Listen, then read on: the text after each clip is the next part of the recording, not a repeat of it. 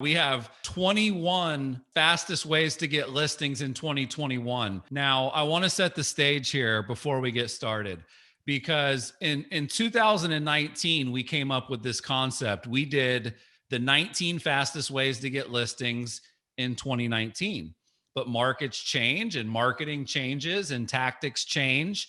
So we challenged ourselves this year to update it, because last year was just kind of, nobody wants to really remember 2020. Listings are coming back. As the vaccine rolls out, the listings are coming back onto the market. In fact, I'll give you a stat about that, Jimmy.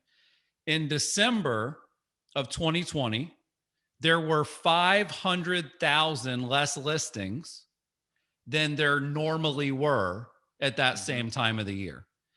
Now, there are about 200,000 less listings than there were at the same time at this time normally, let's call it. So the needle's moving. So the goal is simple. You want to be who they list with when they list. If anybody in your network, if anybody in your market is selling their home soon, you want them to list with you. Listings are harder to get than ever. They are more valuable than ever. And so you guys are going to love this class. This is a 90-minute marathon. Buckle up, get a pen and paper, grab a Red Bull, grab a coffee, take notes. We're also going to provide the replay and the slides for people later. So you'll get all the recordings. We get asked that all the time. The other thing I wanted to point out, the 2019 edition of this presentation has almost 60,000 views. 60,000 agents watch this class. In fact, if you go to Google and type in how to get more listings, we're the number one organic result. If you go to YouTube and type it in, we're the number one organic result. And part of that, Jimmy, is because Curaytor, our company, the whole focus is that we help listing agents win more listings. We're very good at this. And it's not easy. It's not as easy as what's your home worth, right? Like, I think some people think it's too easy. So I know you have a little bit of a kind of state of the union as well on the market and consumer behavior and all the changes that have happened. Where's your head at as we go into this? Well, first off, I just realized, like, we're setting ourselves up next year to add 22, and then the next year 23. I'm not sure if we're going to be able to end up getting like to 2025 with the ideas we have here. But what's interesting is real estate is a market that has been positively impacted by COVID. And we should feel very grateful to be in this industry, because I think we're very lucky to be in a position where our businesses are doing really well because of the move from commercial and the remote workforce movement into kind of the world that we live in today. Yep. But what can't be lost on us, Chris, is this. NAR reported that 87% of real estate agents fail in their first 5 years. 33% quit in the first 12 months. 28% of realtors have a second job. We might be in a great market, and we might be in a position where you can still build an amazing business in our space, but it is more competitive than ever. Not just internally from other real estate agents and other teams and brokerages, but externally. You can't help but pay attention to what Zillow and Redfin and others are now doing to try to disrupt the real estate experience. So when I think about the state of the union of the real estate market, what I think needs to be at the forefront of our minds is, how can we establish our value proposition where we can be in a position where we can survive and thrive in any market? Now, I believe, and I know you believe the same thing, Chris, that for an agent in our market to be successful, they have to focus on delivering an exceptional experience in real value. And much of the strategies that we're going to cover today, we'll be talking about delivering value or communicating or demonstrating your value through the marketing campaigns. And there's something I want everyone who's tuning in right now, watching live and also watching the replay, to understand. You need to think and act like a premium brand if you're going to charge a premium price. And I think right now sellers are demanding something truly exceptional because they have a perception, Chris, that we can't ignore. Mhm. They believe that because the market is so good and houses are selling so quickly, and they're getting above asking price on every home, Mhm. that the agent doesn't really matter. Mm. We've got to figure out ways through our marketing strategy, not only to compel sellers to say, hey, listen to us, pay attention to us, we're different, but also to demonstrate that we're worth it. And so throughout today's session, what we hope to accomplish is, number one, to give you 21 absolutely A+ marketing and sales ideas designed to help you win more listings. But in Mhm. addition to that, Chris, we want to also help you teach the principles of marketing and sales. So you can take this masterclass and apply it to any marketing strategy that you're doing outside of the things that we cover today. So Yeah. Chris, I think it's time to get into it, my friend. Where do you want to So, start? well, I'm going to start. I'm going to share the screen and I want to pull up the deck. And we're going to go live a few times here as well. But yeah, this is, if you're tuning in for the 21 fastest ways to generate listings, you're in the right place. Now, what you're almost hinting at there, Jimmy, is that a lot of these are case studies in success. So at Mm-hmm. Curaytor, we don't work with average agents. We don't. The average agent makes $40,000 to $50,000 a year. They wouldn't be able to afford our services. We don't work with average agents. We work with excellent agents. And so when you see the work they're doing, part of it is on their own, part of it is under our tutelage. But I Mm-hmm. think that's really important to point out. This isn't just Jimmy and I going into a conference room and saying, let's come up with some good ideas.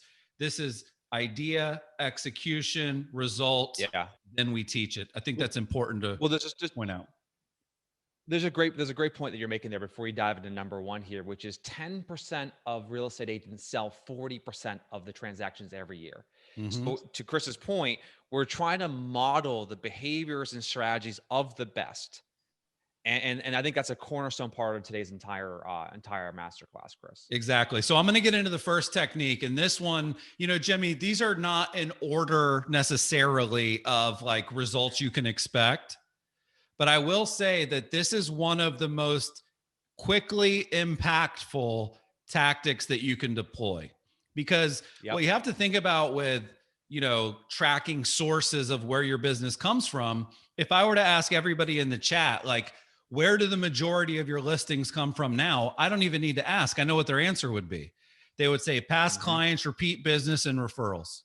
Okay.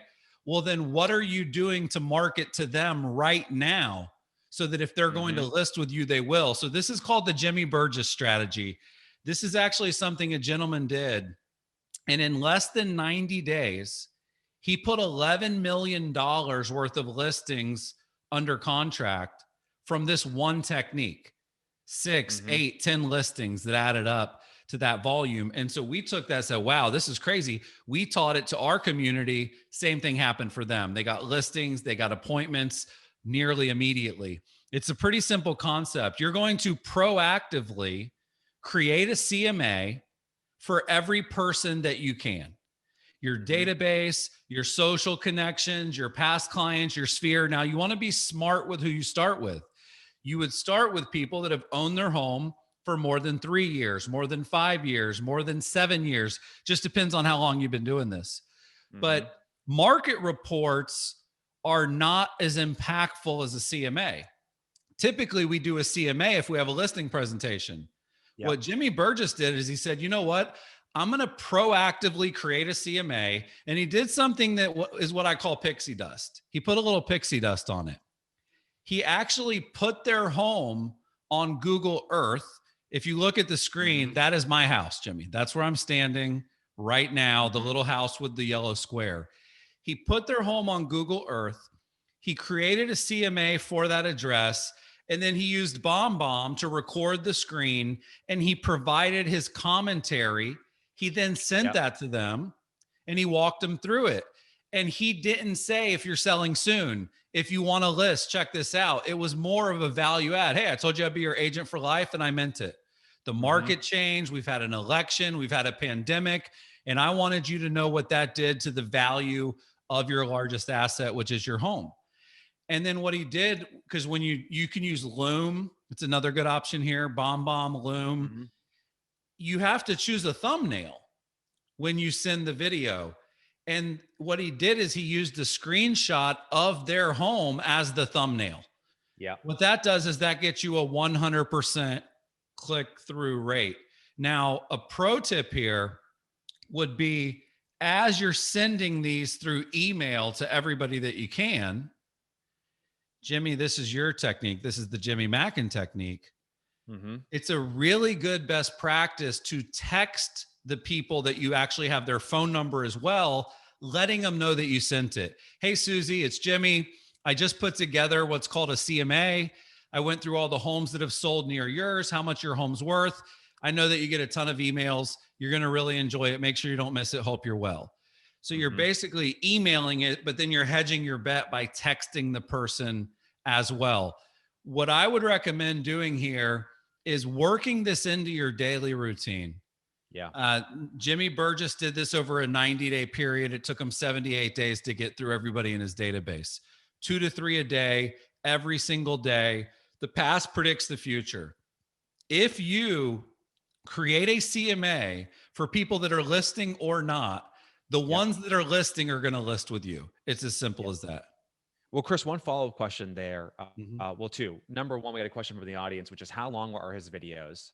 Yeah. And the second question I would ask is this something you would do, let's say quarterly, semi-annually? Like how often would you do it? Assuming you can get through your database in, let's say, 3 months. How Yeah. often do you think you should be doing this? I think this is an annual activity. I think that this is something that, maybe on the home anniversary, this is a really nice thing to send. So, hey, happy 3-year home anniversary. You probably wondered in the last 12 months what happened. Obviously some time has to pass or else you're going to almost have the same CMA. But just to be clear, home values went up more in the last 12 months than they've ever gone up in the history of the market. So that would be a really good time. If they go down, if they go up, if the market's moving. So I would do it now and I would do it annually and then maybe work it into the home anniversary as a strategy. As far as the length of the videos, 2 to 3 minutes, 4 minutes. It's not a listing presentation, right? Now, and let me give one other pro tip here, Jimmy, because this was a really smart thing one of our clients did. When they deliver the CMA, they basically say, hey, by the way, you can have this whether you're selling or not. If you're selling, if you are selling soon or this year, I can also put together what's called a net proceeds sheet so that you don't just know how much your home will sell for, you'll know exactly how much you'll walk away with as a bottom line dollar amount. So it's kind of a good reason to kind of turn the corner with the folks that are serious about selling. Tip number 1, the Jimmy Burgess strategy. Jimmy, tip number 2, you invented this one, I believe. What's your plan? It's a simple email that you can send to your whole network. Walk us through this one. Yeah, the basic concept behind this is I think every consumer knows more than one agent. And so if the consumer is aware that you exist, that's sort of part one or challenge one you have to overcome from a marketing perspective. But the second challenge you have to overcome is you have to be the right agent at the right time. And the way that you're the right agent at the right time is by understanding where your consumer is in the buying and selling process. So what this campaign is designed to do here, Chris, is at the end of the year or at the beginning of the year, you can come in and send an email to your entire database, including your leads and your prospects and your past clients and sphere of influence, asking a simple question. What is your plan? And all we're trying to accomplish here is provide the consumer with a little bit of data about what's happening in the market. So it's lightweight education. So you can see in this email, Chris, I say buyer demand is up 60% and active listings are down 36%. All I'm trying to do there is position myself as an expert, someone that is providing value. But then I break it down for them and say, hey, I'd like you to describe your situation. I'm renting this year. I'd love to buy. I'd sell if I could find a new home, or I have no plans this year. Based on their answer, that then dictates your follow-up strategy post email. Now, here's the key when sending an email like this is that you can send this email, Chris, at the beginning of the year to pick up sellers who are potentially interested in listing their property, assuming they, are going to list and buy a new home.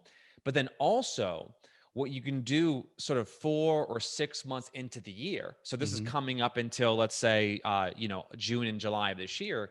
You can use this exact same strategy with one tweak. And all you would say is, what's changed? At the beginning of the year, you told me that you were thinking about selling your property. It looks like you haven't put the home on the market. What's changed since the last time we spoke? So what we're trying to do here, Chris, is simply trying to get a temperature check on our customers to understand where they're at in the process. Because the moment that we understand the context around their journey, that's when we can really start to be useful. And what you don't want to do is you don't want to wait until they're really serious about selling, because by the time they're at that point in their consumer journey, Chris, they've already chosen an agent. You want to be like 1 month, 2 months before that decision happens. So they're not on Zillow Googling best real estate agent in your area. You've already got the relationship, you've already added value, and now you're their agent of choice. Yeah. And what this provides is relevancy. Relevancy is the most important word in marketing. If I know that you're renting and you're going to buy versus you're selling if you can buy versus if you don't have plans, right? I'm going to put that into my CRM as a tag or a stage. And that way, like if I know that you're selling and you need to buy, I would send you totally different information than if you had no plans, versus if you're renting and you're going to buy. So this also does something called enriching your database. It makes your past clients are not all created equally. Your sphere of influence, they don't all want the same stuff. So if they don't have any plans this year, I'm putting them on a nurture campaign and I'm sending them community information, business information, restaurant information, facts and figures about the local city that we live in, versus if they're selling versus if they're buying. So not only does this get a lot of replies, it also, on top of that, makes your CRM a little bit cleaner, which I know everybody's looking for. Tip number 3. I wish we had the numbers on here, Jimmy. We're going to lose track, but we will stay on track. Tip number 3.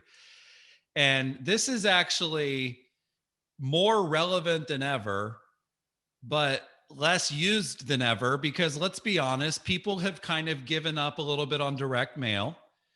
When something like COVID happens, you're going to pull back on some of your spend.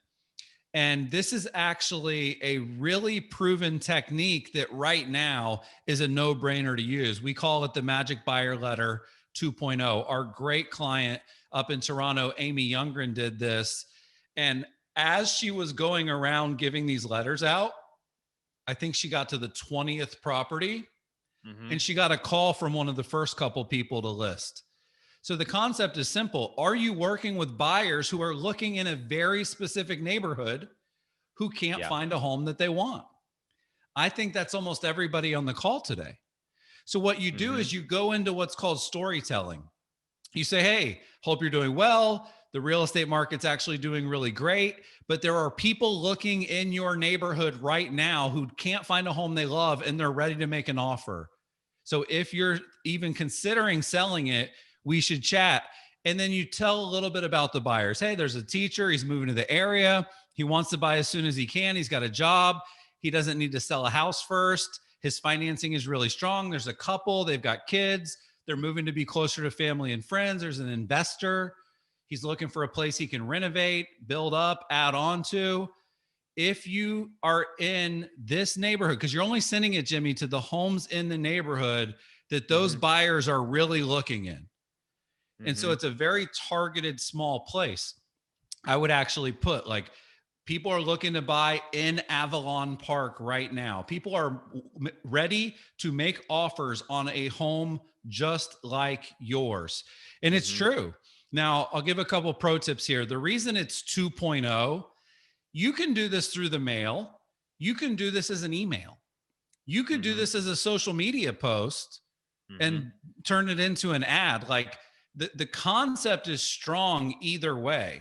Like, hey, we've got this couple and they're looking to buy a home and they want to buy a home in the North End and they can't find one. So if you're my Facebook friend and you live in the North End, and you even thought about selling your condo, let me know, because Yep. they're looking. So that's important to point out.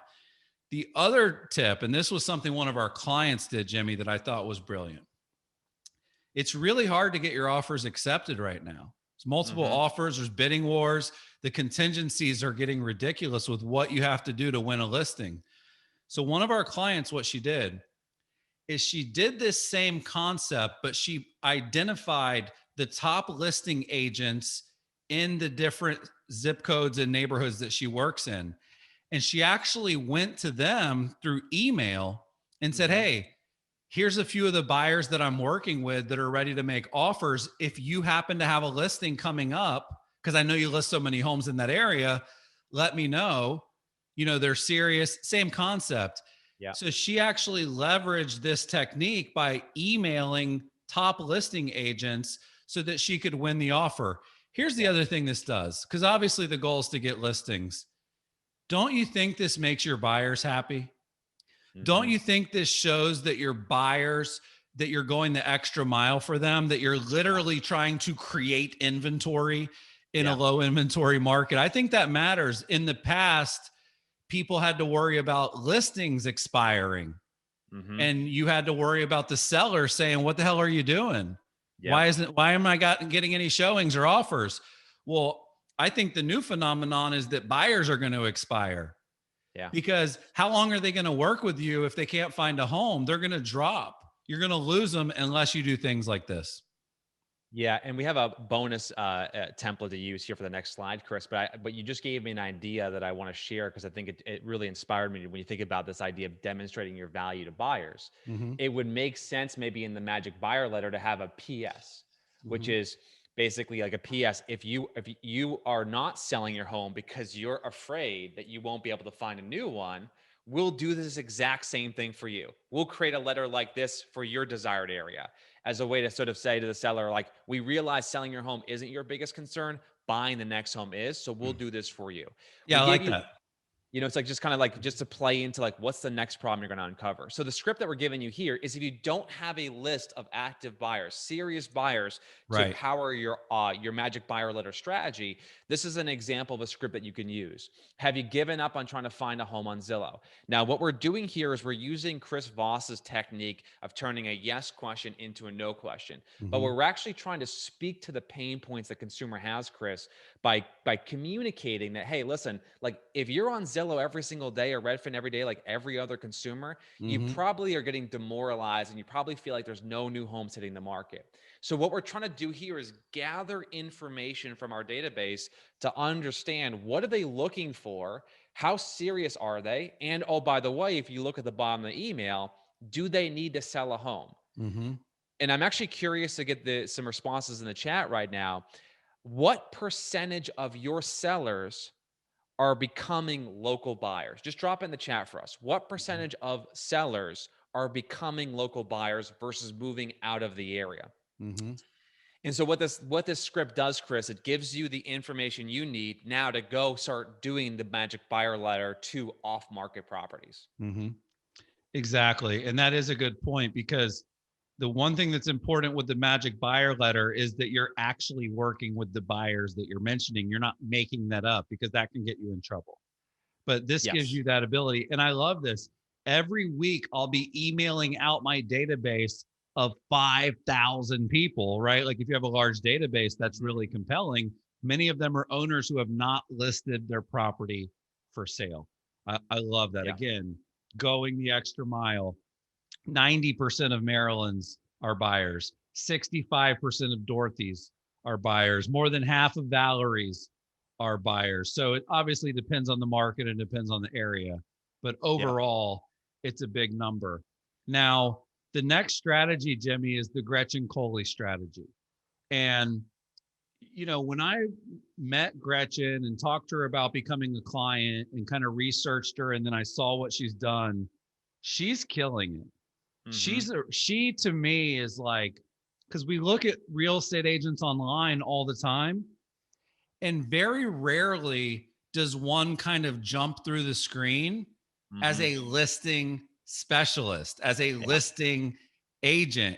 You never kind of get that vibe from what they do, but you get that with Gretchen. So walk us through this one. Tip Well, we're going to cover number this. 4. This is what is this for? This is 4. Yes. Yeah. Okay. We'll keep track for you guys. So this is one of 2 things that we're going to cover in today's masterclass that Gretchen does really well. The first is Gretchen is leveraging YouTube pre-roll advertising. Now in 2022, 80+% of all web traffic is going to be video. It's absolutely exploding when you think about how video is sort of in every aspect of our digital lives. It's obviously on Instagram stories, IGTV, Reels. We're seeing it obviously in TikTok, YouTube, Facebook Live, you name it. Video is everywhere. So if you don't have a video strategy, you don't have a marketing strategy. But then where really smart agents are starting to level up is they've increased their quality of the production. Now, you just did this on Instagram recently, Chris. You did a poll. You asked, hey, how good is your Zoom setup? Yeah. Average or excellent? Right. You saw it. I don't know what the data was, Chris. 3-4. 80% say average? Yeah, 75% said my setup at home is very average. Okay. So step 1 is if you're trying to level up your brand, there's something in brand strategy called a quality cue. It's a signal that you are a premium service. So if you think about in the physical world, like the iPhone, the packaging the iPhone comes in is a signal this is a high quality device. It doesn't come in a brown lunch bag. It comes in a perfectly wrapped package, and the cord is positioned perfectly, and it's very easy to set up. Well, the quality of your marketing, and more specifically the quality of your videos, that's a quality cue. It's a signal to the world that you're a professional. So if you're shooting low quality videos, you should expect low quality clients. In this particular case, where Gretchen's really leveling up, is she's taking these high quality videos she's producing, both from a production standpoint and from a content standpoint, and she's distributing them in a really smart way. If you look at this campaign that we're running for her, she's getting 13,000 views on a sales message. Now, this video, Chris, it's not that long. It's probably a minute long. About 60% of people are watching the entire 60-second commercial for Gretchen. The cost per view on this is roughly 3 cents to 4 cents. Now, I know you've also done a poll, Chris, on Instagram about people using YouTube. Yes. What is the sort of the state of the union on agents using YouTube advertising to market their business? Yeah, what we look for when we deploy a new idea is it effective, and is it a differentiator, right? So obviously it's effective because more than 60% of the people are watching the whole commercial. But it's also a differentiator. 90% of the people that we polled have never run a YouTube ad.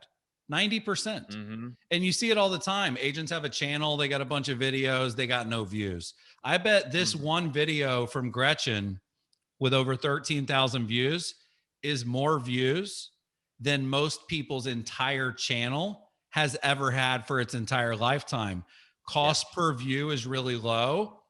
And then the other thing you can do is you can go into a listing appointment and you can say, hey, by the way, one of the things that we do with our marketing that more than 90% of the agents in this area do not do is we actually advertise on YouTube.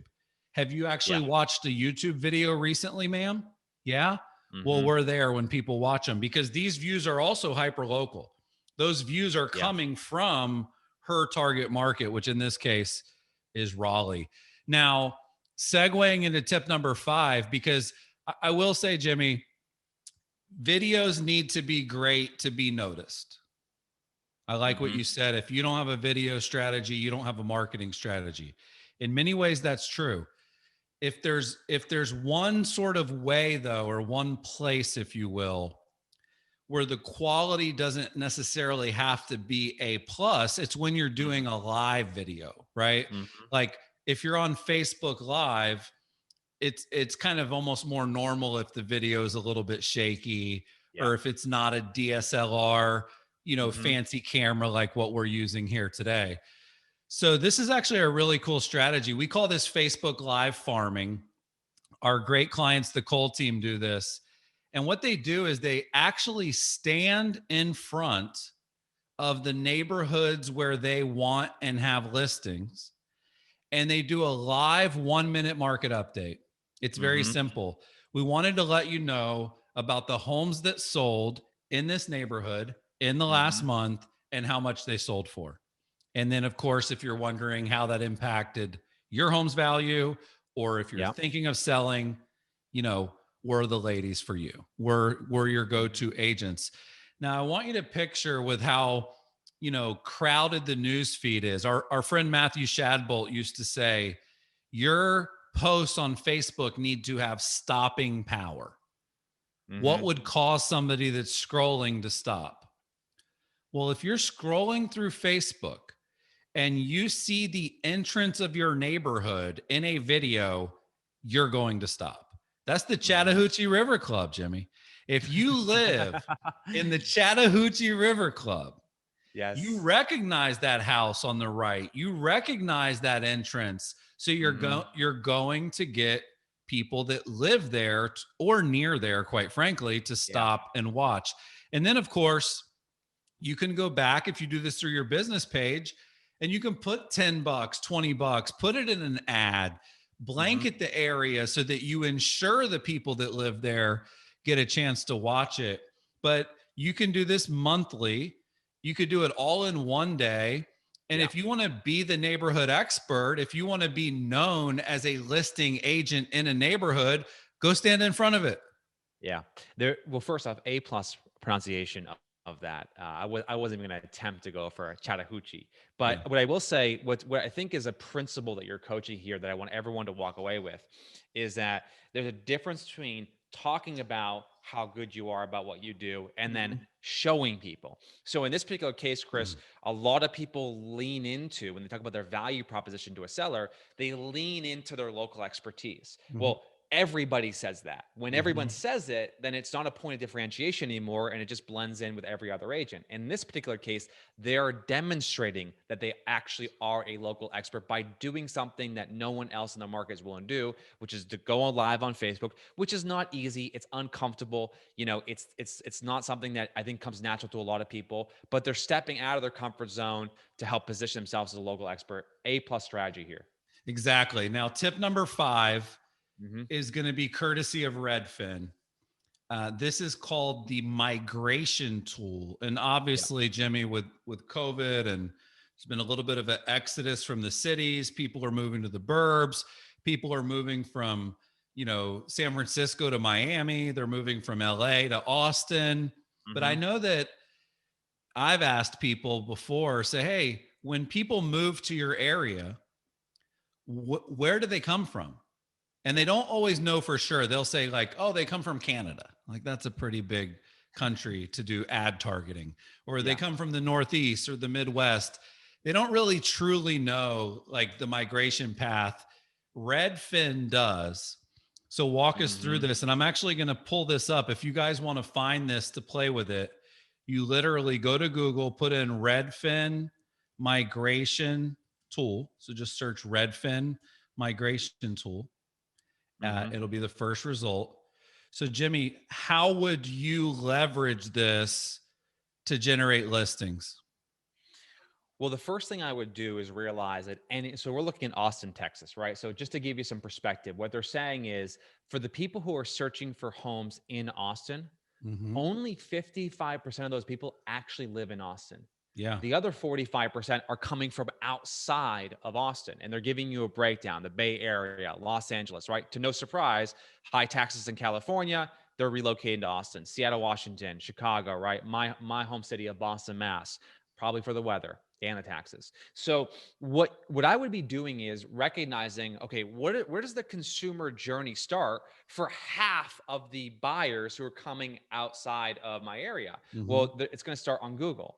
So from a buyer's perspective, you'd be, creating content around how we would, how to relocate from the Bay Area to Austin. But this masterclass is about listings. And the thing that sellers still care about, even in today's market, is are you the agent who's going to get them that extra dollar in their transaction? Are you going to help them maximize their sales price in a market like today? And so what I would be doing is I would be sitting down and creating content that would be specifically for sellers, Mm-hmm. how we market your home to out-of-state buyers to help drive up your price. And so Mm-hmm. this can be something that you can use, Chris, in the listing presentation. in a competitive listing presentation. It can be Yep. content that you can create on the website that you can then use as sort of like an FAQ, like how we market your home to out-of-state buyers, and you can explain where buyers are coming in from.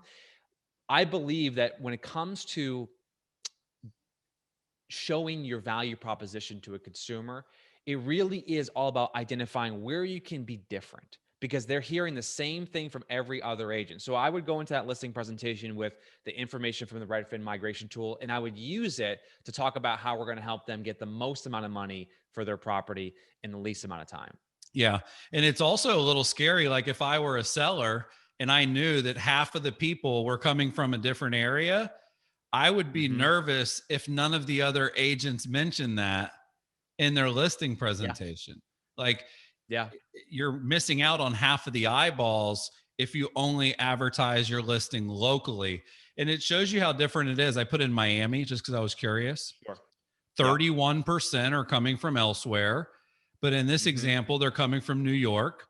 They're coming Yeah. from DC. They're coming from Chicago. The results are different than the Yeah. That people that are number. moving to Austin. Well, Really it's quickly. Yeah, go yeah, ahead. I was gonna say it's anywhere it's cold, right? Like it's cold where we want to move Miami. But let me just say one thing real quick because you just made me think of it. In terms of from a seller's perspective, the way I might position that in a listing presentation is I might say one of the most important things that we need to develop from a strategy perspective to help you get the most amount of money for your home Mhm. is developing a plan around marketing to people who are looking to buy in our area who don't live in the state. And like Yep. to your point, like that's going to open the door up to say, oh, the other agent didn't mention that. And I Yeah. think it's a great point to make, And Chris. let me just ask in the chat, let us know really quickly if you have never seen the Redfin migration tool, go into the chat on Zoom and just type never. Never seen it. Nope. No. I'd be interested to know the answers, Jimmy, of how many people this is new to. And it's never. I love this. Holy cow. No one's seen it. So the other thing that's nice about this is like, if you guys have never seen it, what does that mean? None of the other agents have ever seen it, which what does that mean? None of them have ever talked to a seller about it, which goes back to our point that it's a differentiator. Very cool. Awesome.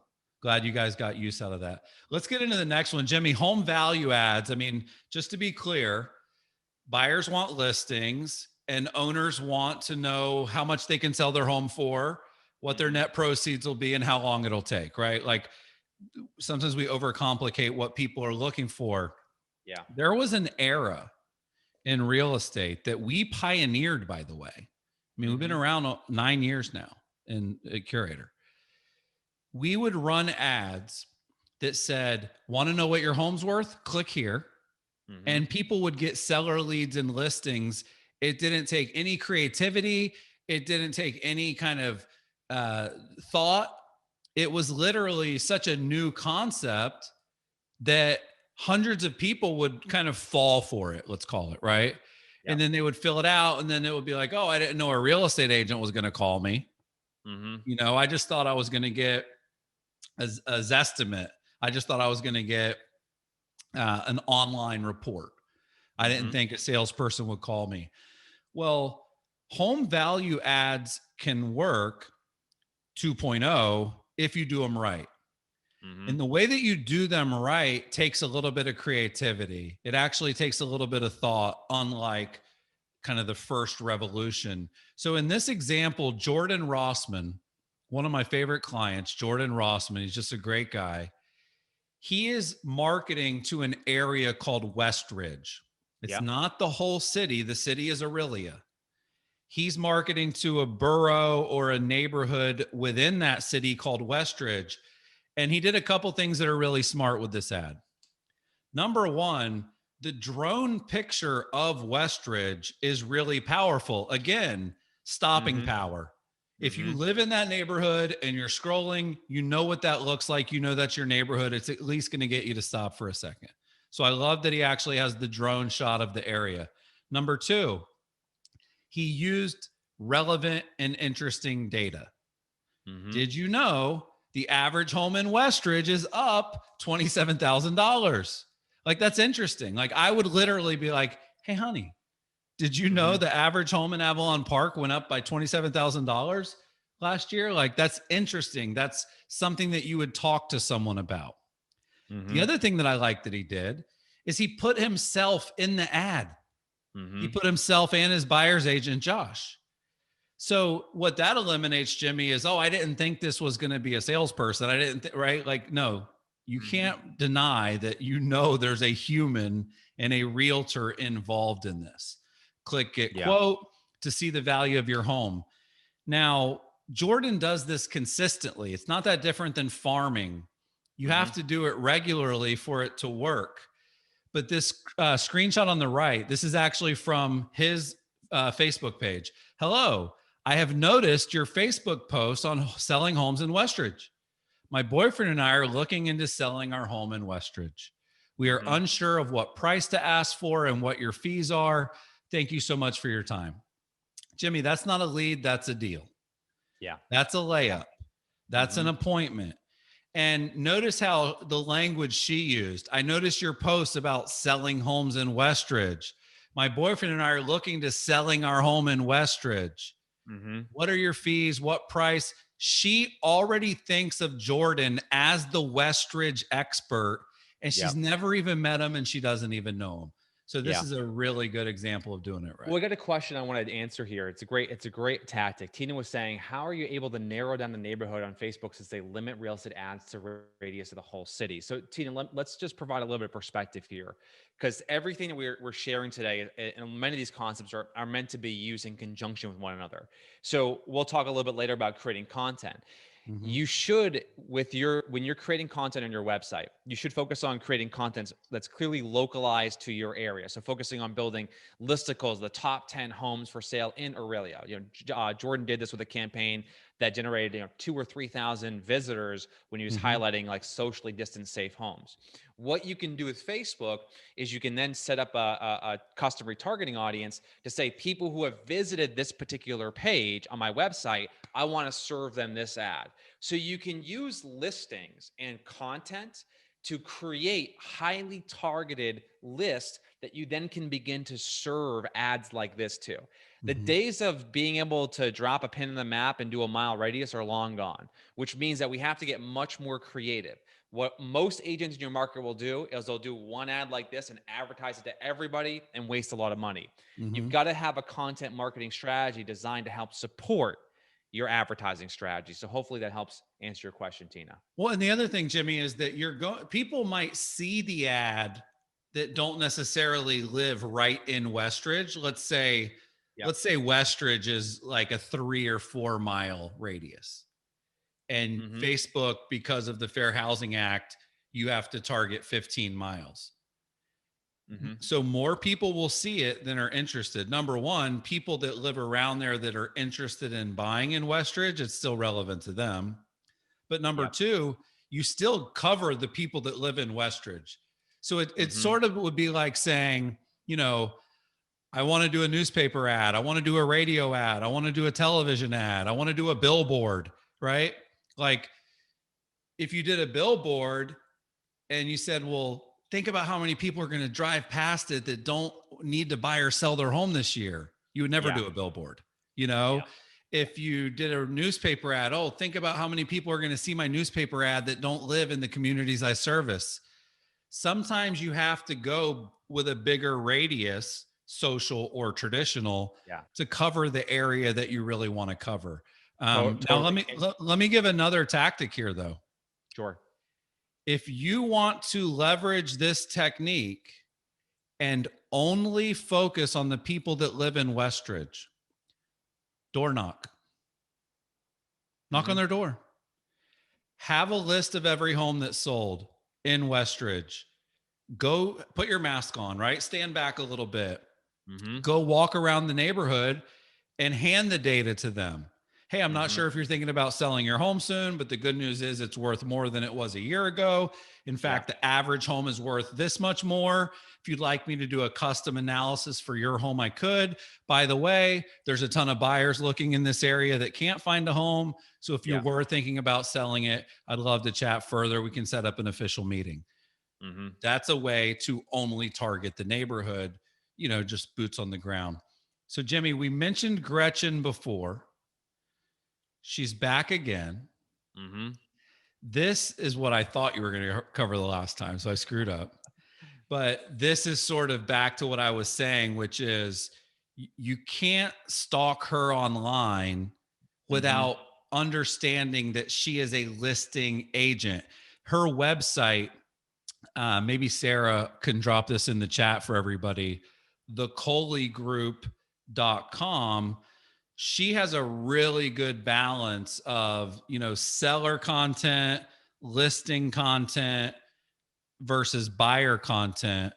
But why did you decide to highlight this particular thing that she does? Your website is your best salesperson. And every customer that's coming in from your digital marketing is going to at some point visit your website. And what they uncover when they visit your website is going to determine whether or not they want to hire you as a listing agent. And what we see as a still, even in 2021 as a trend, is that too many real estate agents and teams and brokers are focused on buyer-centric content and buyer-centric websites. You go to the website and it's a copycat clone of Zillow. What Gretchen is doing really well here, Chris, is that she's built out a sort of seller suite, which educates the seller about all the different options they have about selling their home, whether it's instant offers, whether it's a traditional resale, whether it's, fixing the property up. She's providing the consumer with options they didn't know existed to demonstrate that she is a high quality listing specialist.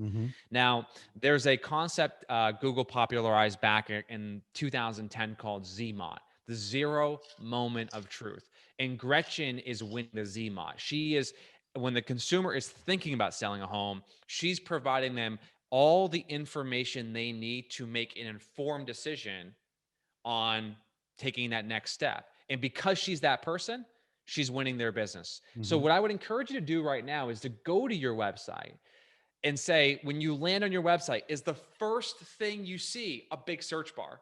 Because if that's the case, you're not marketing the sellers, you're marketing the buyers.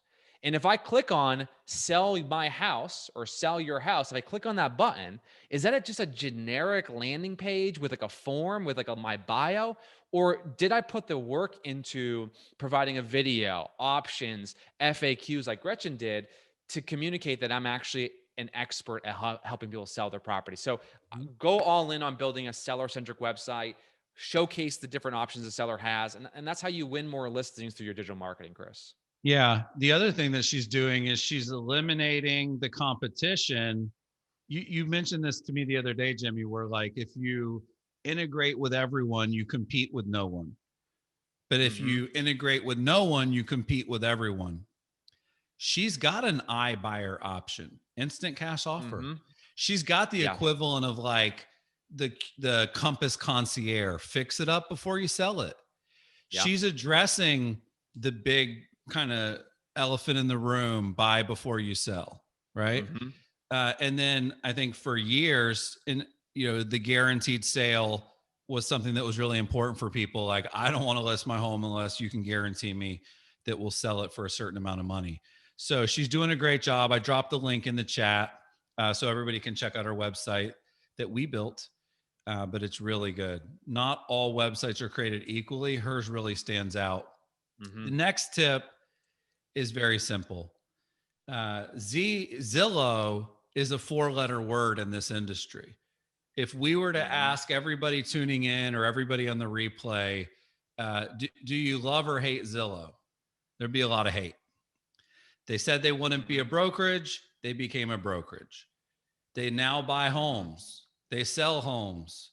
They now charge you a percentage of your commission when you close a lead from them with what's called Zillow Flex. Like, it's this interesting dichotomy where they've got the consumer mind share, they've got the brand, they've got the traffic, they've got the leads, but they did it in a way that the industry that they serve, ultimately the inside of the industry, which is real estate agents and brokers, they feel very misled.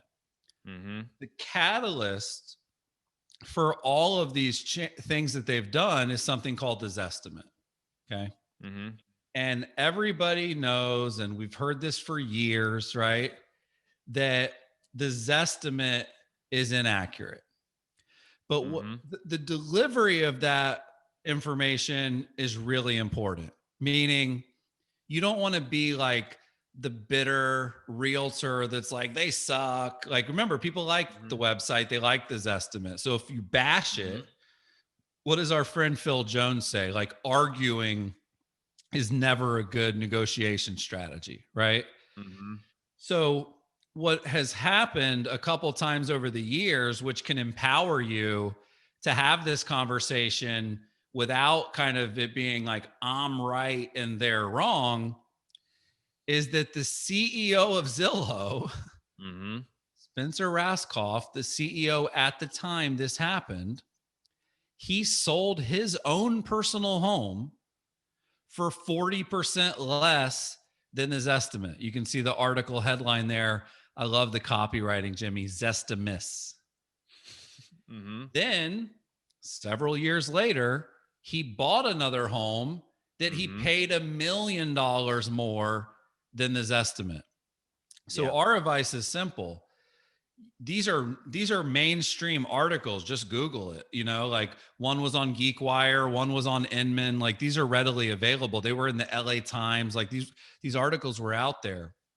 So use this third party validation to educate, by the way, your clients, your Mm-hmm. sphere. Like they're going there. They're checking their estimate whether you like it or not.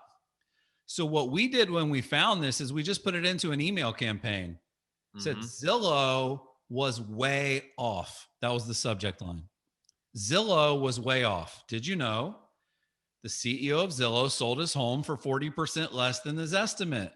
They actually have a disclaimer on their website that shows how inaccurate they are in each market, but they make it really hard to find. With Mm-hmm. that in mind, I would be happy to provide you with a Zactimate.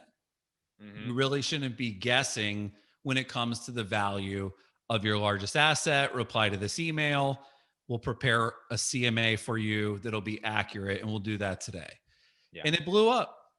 Our clients got tons of responses. Mm-hmm. Our client, Dani Fleming, she took it and said, I'm going to do more than do an email. I'm going to put it into an ad campaign. Want a Mm-hmm. free valuation, not a Zestimate, not a guesstimate. It gives you an Mm-hmm. accurate price. I've got 15 years experience. I've been involved in over 500 sales. So this should be in your listing presentation. This should be somewhere on your website. This can be an email campaign to your database, and this can be an ad campaign that you run, all over your market to expose it to other people. But this is, our friend Brian Barrero, he says the Zestimate is God's gift to realtors. Yeah. And they think it's the worst thing that ever happened. Why do you think he said that, Jimmy? Well, it gives you an opportunity to have a conversation. Mm-hmm. I think ultimately, where to your point, I think when you present the information objectively, Mm-hmm. you establish yourself as a trusted advisor. Yep. When you make it again me versus them, because remember, like the consumer, the word Zillow is searched more than the word real estate. Yeah. Consumers love Zillow. The SNL just did a spoof on Zillow. They've reached like pulp culture, right, Chris? Mm-hmm. So this is an opportunity for you to show that maybe selling your house through a website isn't the best choice for you. And this is when you create a campaign like this, you're able to accomplish that. I will say though, Chris, this speaks to a principle that can be applied in other ways. This concept is something that we talked about many years ago in the water cooler called newsjacking. An event happens that's really interesting in real estate. You take that moment and you create a campaign to promote to your audience, your database, your network. I saw recently, Chris, that I just dropped this in our mastermind like an hour before the call today, that for the first time in recorded history, the average sale to list price is 101%. That's never happened before, and according to Redfin. That is a newsworthy moment that you can promote to your network. So you could take we can bash on our guys Spencer, or we can take just a stat and say this has never happened before. Here's why it's important. Here's why it matters. Here's what you should do with that information. Yeah.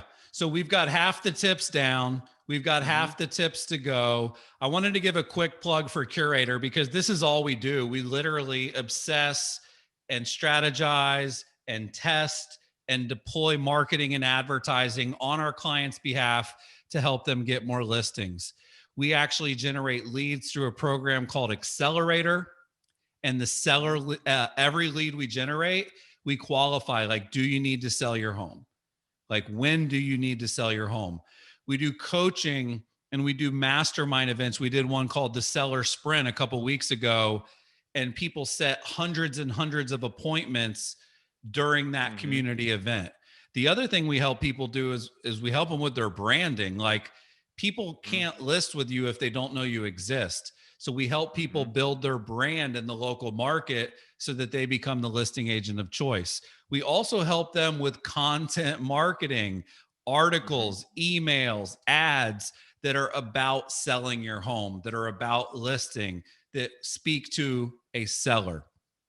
We also help you market your listings in a way, and Jimmy's going to cover this in a couple minutes.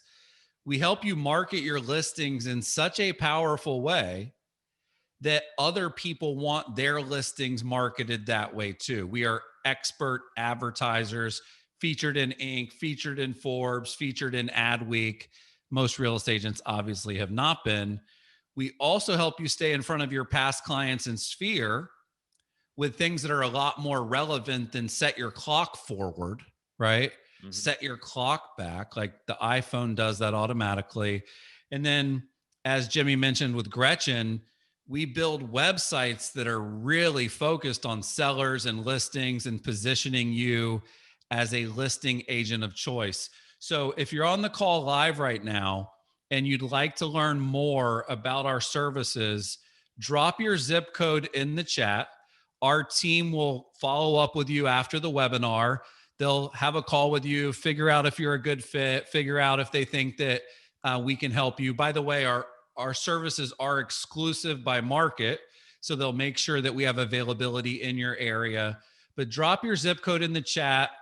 You can also go to Curaytor.com, and there's a big button that says check availability. But anyone that drops their zip code, our team will be in touch. Let's keep it moving, Jimmy. I did have a couple screenshots here from some of our current clients. Like, Craig Duran killed it during the Seller Sprint. 3 closings, 7 listing agreements, 8 buyers, and showed a bunch of property. Scott Hardis, Scott Hardis was a client for a long time, looked around for other options, came right back. He realized, like, nobody has the coaching community platform that Curaytor has. Kevin, great feedback. We doubled Kevin's income. Like, when we work with the right people, they grow dramatically. And then Kelly booked a listing appointment. Thank you so much, which gets her a big ROI. So we'd love to work with you guys. But Jimmy, let's keep it moving. Dani Fleming, I thought this was such a cool idea. I always think about, like, the fishbowl where you go to a restaurant and it's like, hey, drop your card in the fishbowl for a free lunch. Yeah. And then some guy comes in and brings you to Applebee's and pitches his services, but he buys you lunch in exchange for it. Yeah.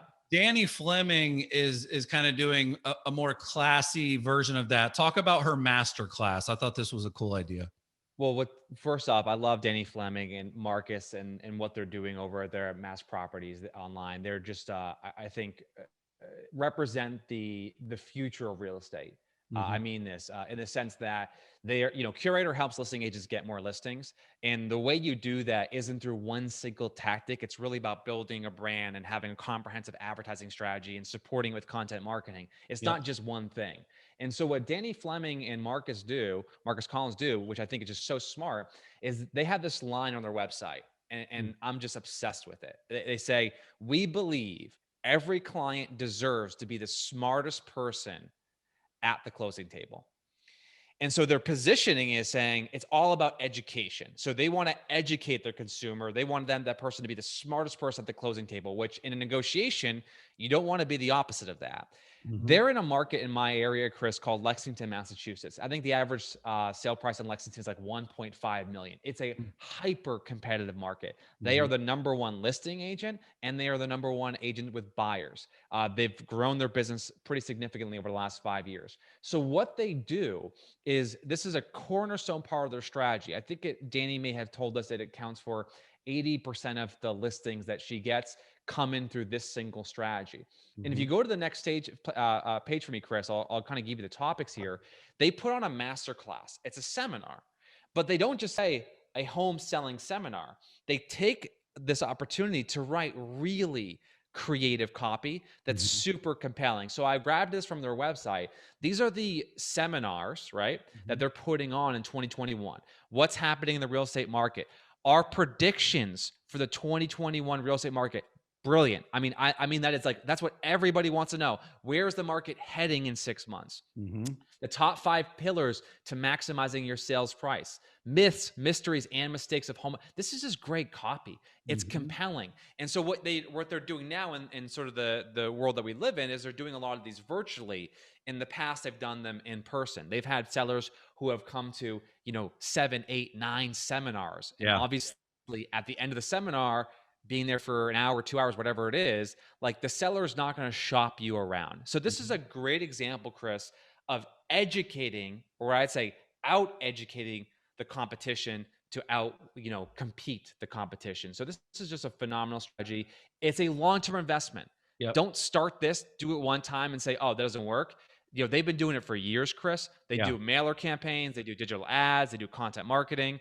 So this is a long-term play, but it's a cornerstone part of the strategy that I think is worth sharing. Yeah. And she mentioned, like, pretty much nobody showed up to the first one, right? Like, you have to build the audience, but the beauty of this focus, like a master class on selling your home this year, like, who cares if 2 people show up? Who cares if 4 people show up? Like, those are people that are going to sell their home. That's completely worth it. She Facebook advertises it. She email markets it. Good stuff.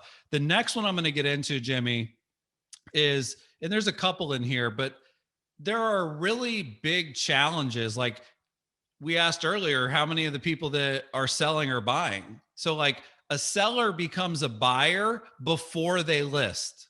This is an important point to point out. As soon as I realize I'm selling, I start looking online to buy. And then if I can't find a home that I would be interested in, that might cause me to not sell. So I thought what Connie Carlson did here was really smart. She just addressed it head on. It's a seller's market. Why aren't more people selling? Rates are low, buyers are eager, home values are up. People are saying it's the best time to sell. So why aren't they selling? Right? Great question. If you're in the situation where you want to sell and buy at the same time, let me know. You need to get really creative with this. And we've seen seller contingencies that they get to keep living in the home for 90 days after the sale.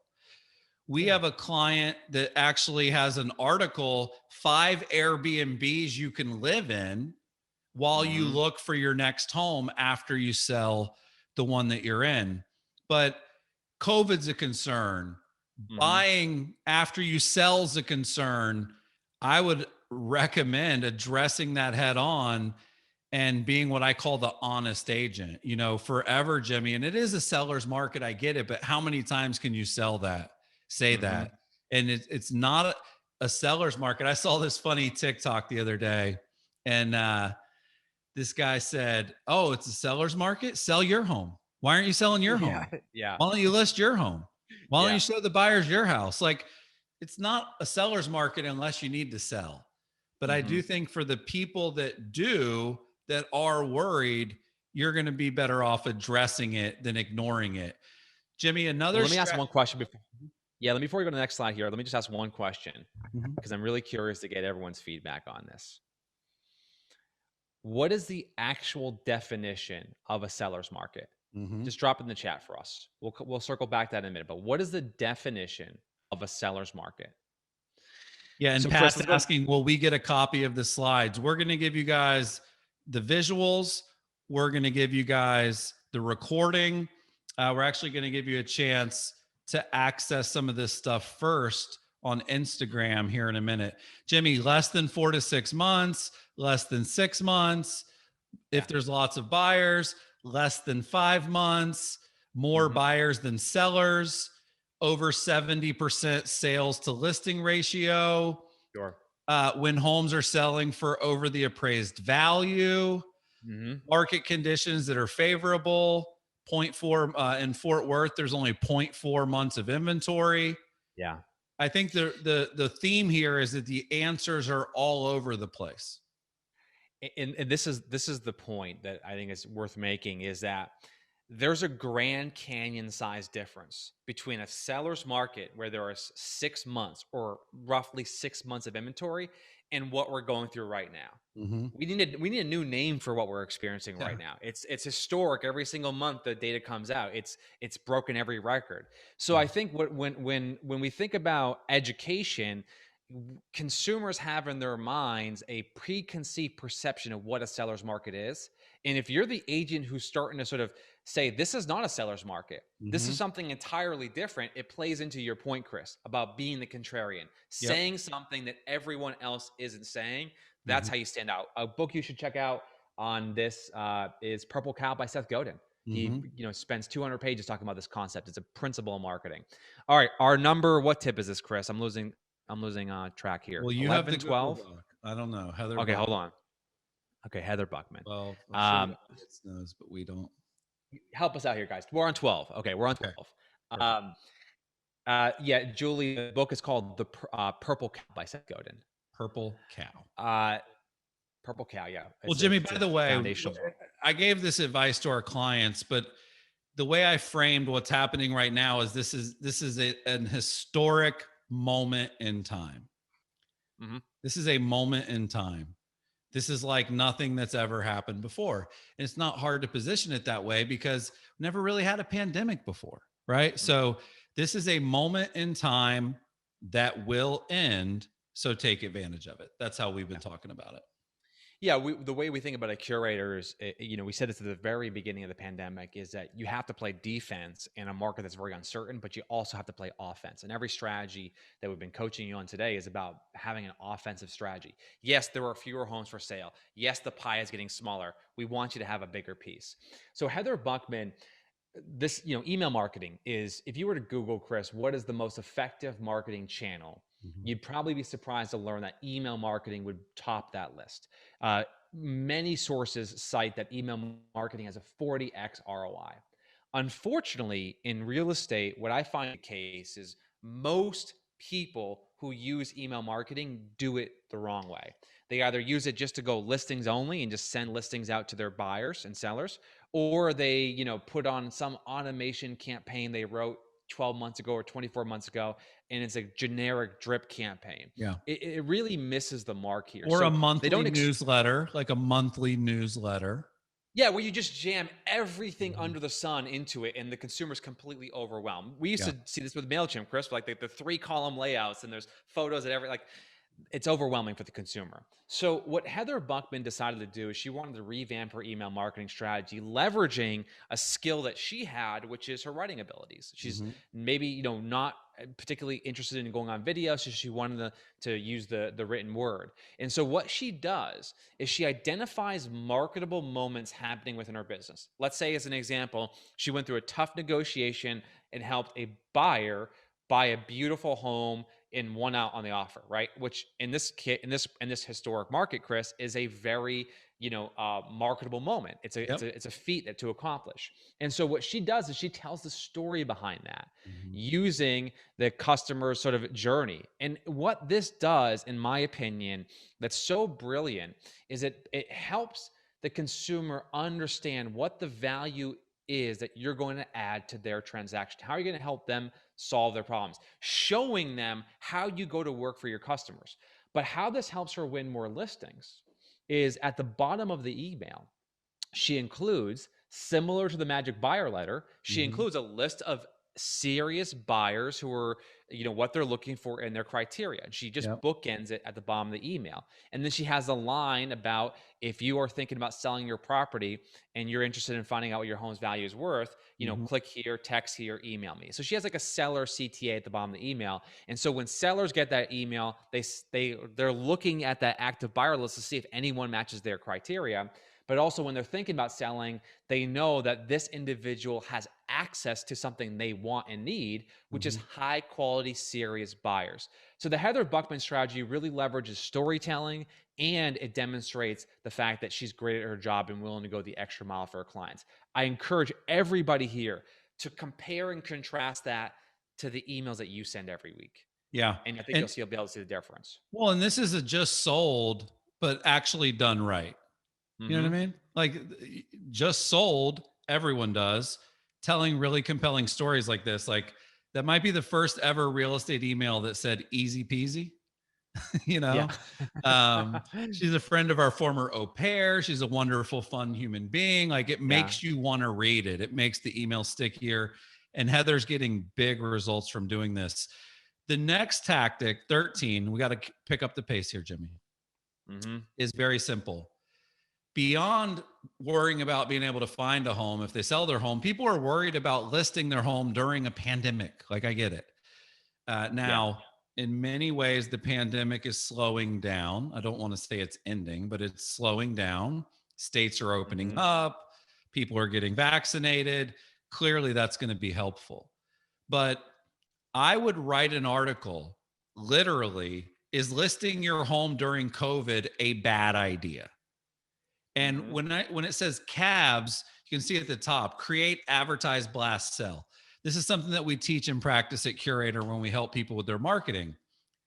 When you publish a piece of content, a video, a listing, an article, whatever it may be, you need to advertise it after you create it so that the people that don't know you yet can access it.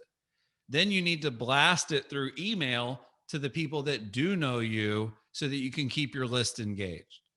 And then you need to sell to the people that open it, engage with it, and come through that funnel. So the reality is that there are some cons to listing your home right now. Hey, Jimmy, can you, Sandra, and the baby leave for a couple hours because we need to bring a few strangers through your house on Saturday? That's not a great idea, or it's not an appealing idea, not for a lot of people. Hey, we're going to do an open house this weekend. Our goal is to get 30 or 40 strangers to walk around your home during a pandemic, right? But there's pros: bidding wars, sales over asking price, less competition, buyers galore. Like, there are pros to selling right now. We all know that. But by being a contrarian and saying, is it a bad idea? What you'll tap into is you'll identify the people that want to sell, but they're worried that selling during COVID is a bad idea. Jimmy, another thing that we help people with, tip number 14, is retargeting. Very, very few real estate agents get this right. My guess would be 80% of them don't do any retargeting. Yeah. And 15% out of the 20% that do some type of automated, crappy retargeting. Talk about the revamp your retargeting as a tactic. Sure. So just to define what retargeting is it's essentially the simplest way to understand it when it comes to web retargeting is you have a pixel on your website. Someone visits your website from any source, from search, from an ad, from an email campaign. We're able to cookie their session and then be able to serve them ads that are relevant to your brand.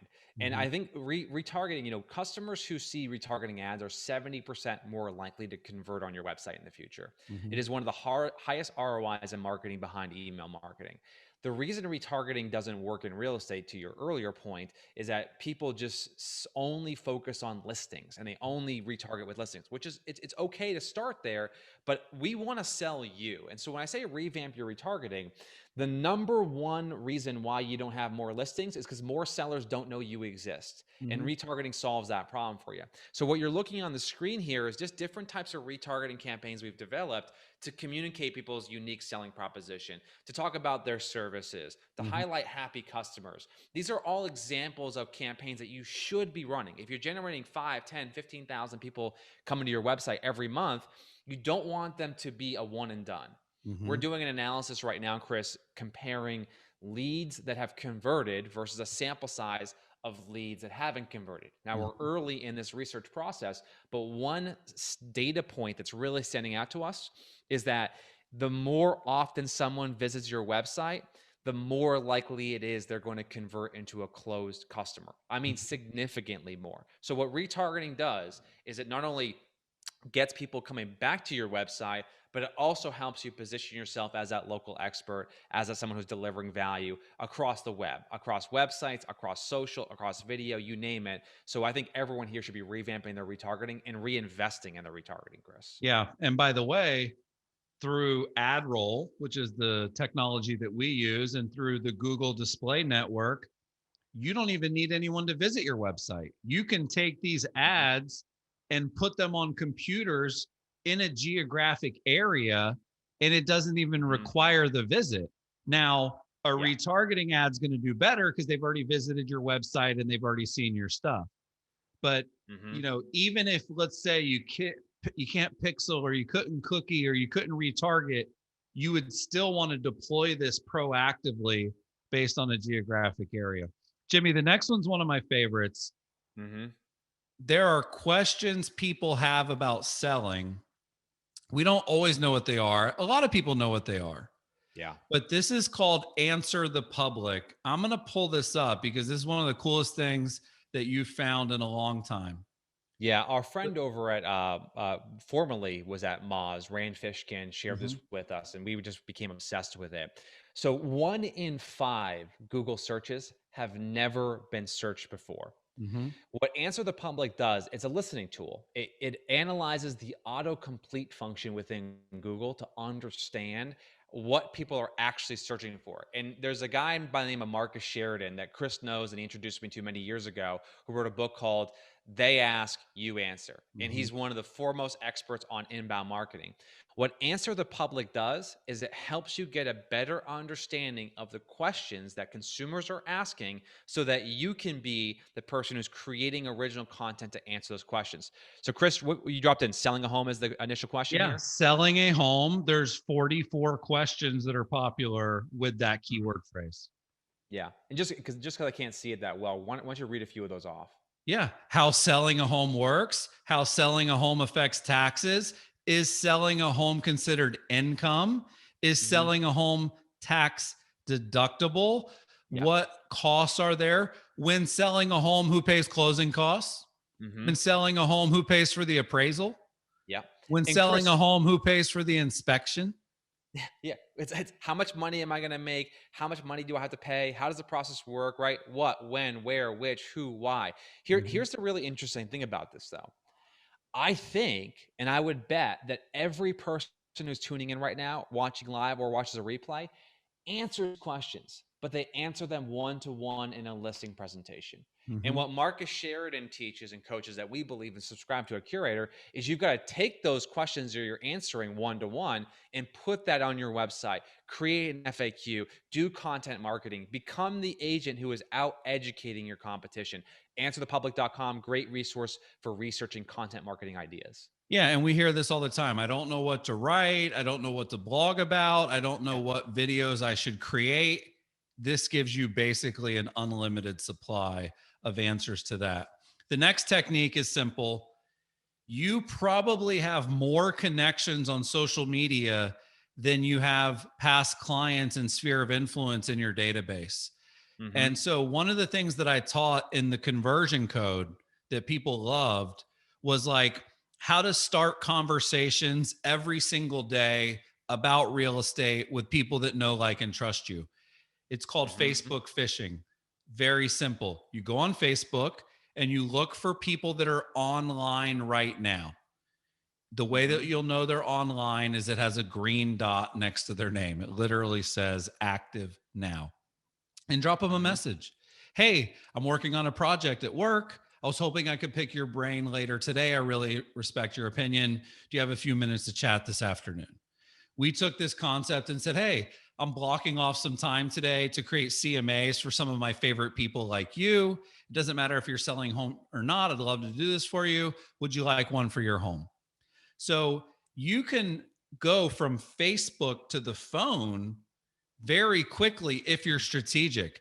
The response rate and the reply rate and the speed of response through these Facebook private messages is through the roof. The other thing you can do is through Instagram or Facebook, you can run polls. So are you planning on selling your home in 2021? Are you planning on selling your home this year? Yes or no?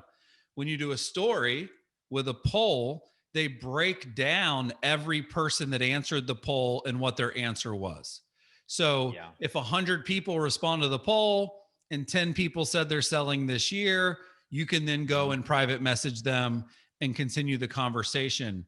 But don't just work your database, work Facebook, work Instagram, be strategic and do it in the back channel. Don't just always do it as a post or a comment. Do it as a message. You'll be surprised how many people reply and how quickly they reply. So go all in with Google is something that we just believe to be the case here when you think about the future of reviews online. We saw recently, Chris, the impact that Zillow had in our industry when they just started changing their policy and having some issues when they were migrating over to becoming a broker, where all of a sudden reviews just stopped showing up, sold, stopped showing up. It's time to diversify if you haven't already done so. Google accounts for 87% of all their traffic in the world right now. They are the major player. There are few places you should get reviews online. Google being number one. Behind that, you might look at things like Yelp. I know it sounds a little bit strange, but you can get maybe 5 reviews on Yelp and still be the number one agent. Things like Angie's List and Facebook. Those are all sort of common places you can get reviews outside of the major portals. But the reason reviews help you win more listings is because your reputation is your brand. And so when consumers are looking for the best agent in, what they uncover is going to dictate whether or not they want to hire you. So what I would encourage you to do for everyone who's tuning in right now is to go all in with Google. Start getting reviews there. There's some data around this, Chris, that businesses that have 9 or more recent reviews, keyword there being recent, earn on average 52% more revenue than businesses that don't. So reviews are a major factor when consumers are making decisions. And so what we believe at Curaytor is you want to do marketing that helps you get hired, and reviews is one of the best ways to do that. Now, just to add to this, Chris, I have another example here for you. Beyond going to Google, one thing you should explore doing is improving your customer success stories. Now, I'm going to drop a link in the chat, Chris, that highlights this example. We mentioned Scott Hardis earlier. He just published this a week ago or so.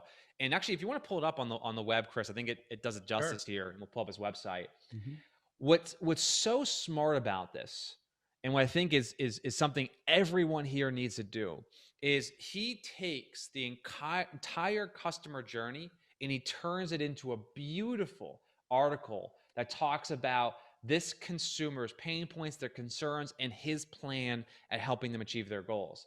He goes to the first meeting. This is a seller. He highlights his marketing, the beautiful photography. He talks about the pre-listing preparation. He talks about his process. He shares some of the marketing assets. He covers the offers. Like, this is education at the highest possible level. And at the end, he has a call to action. Considering you're selling your home in 2021? Yes, Scott, I am. Right? If I'm on this page, I am. And guess what? You just sold me on hiring you. So I think starting with Google, Chris, as a way to get more reviews, so when people are searching for agents, you're showing up. But in addition to that, I would encourage you guys to start creating these seller articles, these seller success stories, to demonstrate that you are exceptionally good at your job, and which would help you justify the premium that you charge. Yeah, it's insanely compelling. And there's no one that would argue that, like, a simple, quick 2 sentences like Scott was great, you should use him. It's just night and day different. Props to Scott for this. There's one other tip here for Google, Jimmy, which is they've actually got a new ad unit that no one's using, that's brand new. You actually discovered it while you were traveling and you did a Google search. So I'm going to try to recreate that.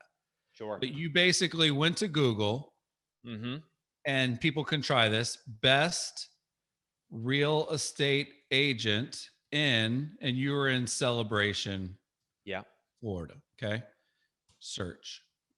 This section at the top, which says Google screened, okay, it is sponsored. These are ads, but this is a new ad unit. And clearly, now, just to be clear, there are not as many searches for the best agent or the best realtor or the top agents, but the ones that happen are priceless. Like, they're insanely valuable. So how does this work? How could people take advantage of this? Well, first off, shout out to Veronica, one of our clients, a Curaytor, Chris's realtor. She's doing amazing work. If you guys aren't following Veronica, you should. She's someone worth following. And by the way, 705 5-star reviews. So kudos to her. And I love the fact that she's open 24/7. That's very Veronica.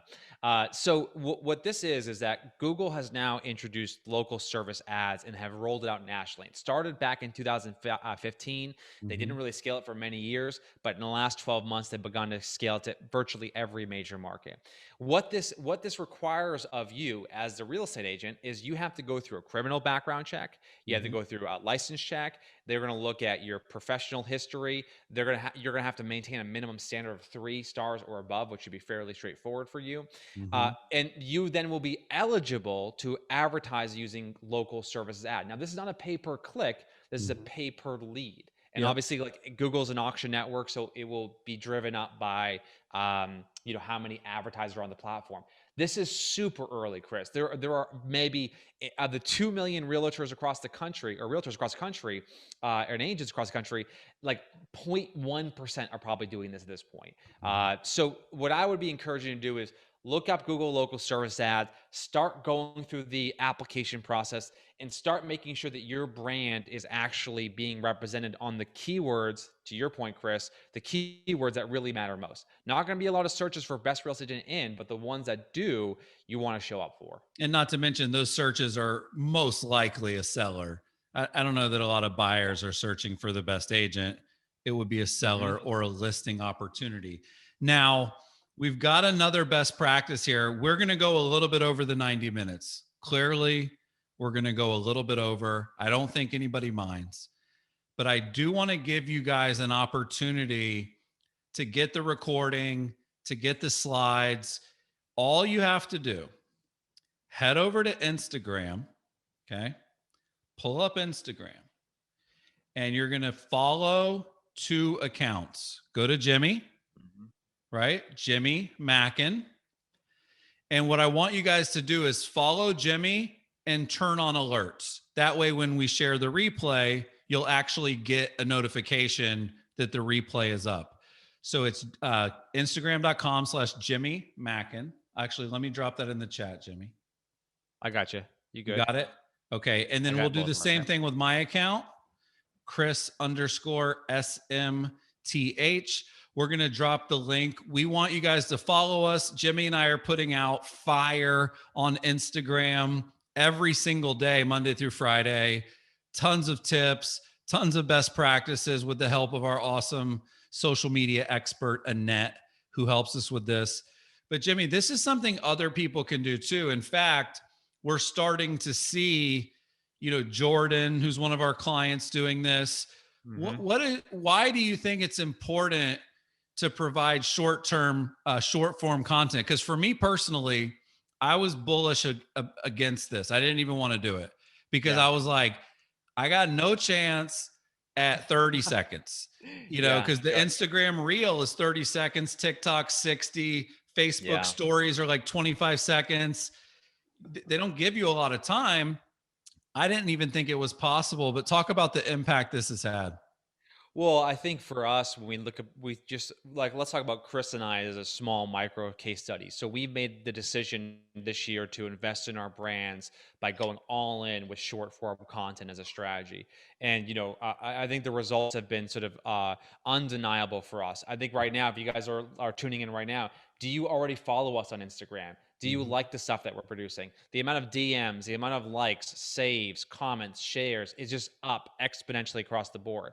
The reason why short form needs to be its own category is for the reason you just mentioned. There are these mediums that exist, Instagram Reels, to a lesser degree, but still true, IGTV, TikTok, stories, that the medium and the message need to be one and the same. You can't just repurpose a 90-minute video on generating listings and chop it up into a 30-second reel. It doesn't Yeah. work. So you have to shoot for the medium. And so where I believe the future is going, we mentioned earlier, if you don't have a video marketing strategy, you don't have a marketing strategy. Short form accounts for roughly 22% of all video traffic. It is a category that you can own. And it's a Mhm. great way, in a very lightweight way, to like educate the consumer in a format that just works for them. So I just think that short form is the future, Chris. We're seeing more and more agents adopt it. And what Mhm. I would focus on is take the content you're producing that we covered today and repurpose it in the short form medium to meet your customers on Instagram, on TikTok, or Yeah. wherever else you're getting content And from. one of the beauties, and this is where I was kind of like, you know what, I kind of like the short stuff now because you can do a bunch of them in one day. Like I Yeah. probably should have changed my shirt because I have the same shirt on in all my videos recently. Yeah. But I was able to create 15 reels for Instagram Yeah. in one day. And then this leads us to the next tip, which is plan what you're going to produce. This is something that Mm-hmm. Annette has helped us with, which is like we have a regular post, slider post, we have categories that we do. Like I do one that's called ads worth copying. Mm-hmm. Jimmy does one called swipe and steal. We both Mm-hmm. do reels. We both take our most popular tweets and turn those into graphics for Instagram. But what ties it all together and makes it, able to execute daily is the content calendar that Annette Yeah. has us sticking to. So you can see the ones that are done, and then you can see the ones that are coming up. If you fail to plan, you should plan to fail. What's nice is if you record a bunch of stuff and choose a bunch of stuff and put it on a calendar, all you got to do is wake up every day and post something. You don't have to Mm-hmm. wake up every day and come up with something. Very few people use a content calendar, and very few people actually put out great content Monday through Friday. And that's why they're Mm-hmm. directly related. Jimmy, this is one of your favorites. And, if you think about what sellers value, they value negotiation, they value experience, they value marketing. Okay. Mm-hmm. And when you can actually prove or show or compel them to see that no one, like, I'll say this with complete confidence, no one in the real estate industry is better at marketing and advertising a listing than Curaytor. I know it. No one is. And when our clients have that confidence, they're going to win more listings. So I know this is one of your favorite techniques, something you've been in the lab on for a long time, how to turn listings into more listings. Yeah. Well, and this is tip number 21. So we made it to the end here. Oh, man. And yeah, this is it. And so let's just talk about being a listing agent. I think a mistake that inexperienced agents are making right now in the seller's market, the historic market that we're in, Mhm. is they're under investing in the marketing of their listings because they know the homes are going to sell quickly, probably with multiple offers, probably for above asking price. Mhm. What really smart, experienced agents understand is that how you market your listings is an audition for future sellers. So how you turn your listings into more listings is by pouring all of your resources and creativity into marketing the hell out of your customer's listing to get them the most amount of exposure, the most amount of eyeballs, and hopefully the most amount of offers to help them sell their home for above asking price or for the most amount of money possible. This is what great agents really do. And this is the agents like Stephanie Cole, like Veronica, like Dani Fleming, like Raj Kazar, like Jason Cassidy, like Amy Youngren. They all pour resources into promoting their listings, regardless of the price point, whether they're selling $300,000 properties in New Hampshire or selling multi-million-dollar properties in Southern California. What we believe to be the future of listing promotions is what we refer to as sort of an omni-channel approach, Chris, which is we say, okay, in the past, people might just send an email and post to Facebook. But what we want to do is we want to go one step further and say, okay, for every listing, you should do the following. Create a retargeting campaign. The example to the left-hand side is highlighting examples where we're introducing 5040 for a circle. We want to run a pre-roll YouTube ads. You guys heard us talk earlier about the importance of pre-roll YouTube ads. We want to create a pre-roll YouTube ad for every listing. We want to launch not one, but multiple Facebook ad campaigns for that one listing before it hits the market, when it hits the market, when it goes under contract. We want to do the same thing for email marketing before it comes on the market, when it hits the market, after it hits the market. So every one of these tactics is designed to help you deliver an absolutely amazing premium experience for your customers so you can justify your commission. But more importantly, it creates this feeling, Chris, where other sellers in your market see the marketing you're doing and say, I want that for myself.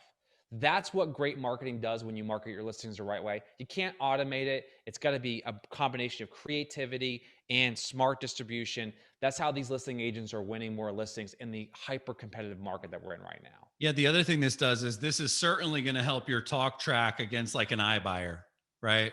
Like, do you really want to get one offer from one company, or do you think it might help if we actually put your listing in front of the whole city, all over social media, on YouTube, on the web? Do you think that it might be a little bit smarter to invite more than one person to your auction, right? Bringing in one buyer to an auction makes no sense. As the demand for seller agents performance increases, this is going to become the new status quo. Photos were the status quo. MLS was the status quo. The listing being on Zillow was the status quo. This is sort of the now and the future status quo.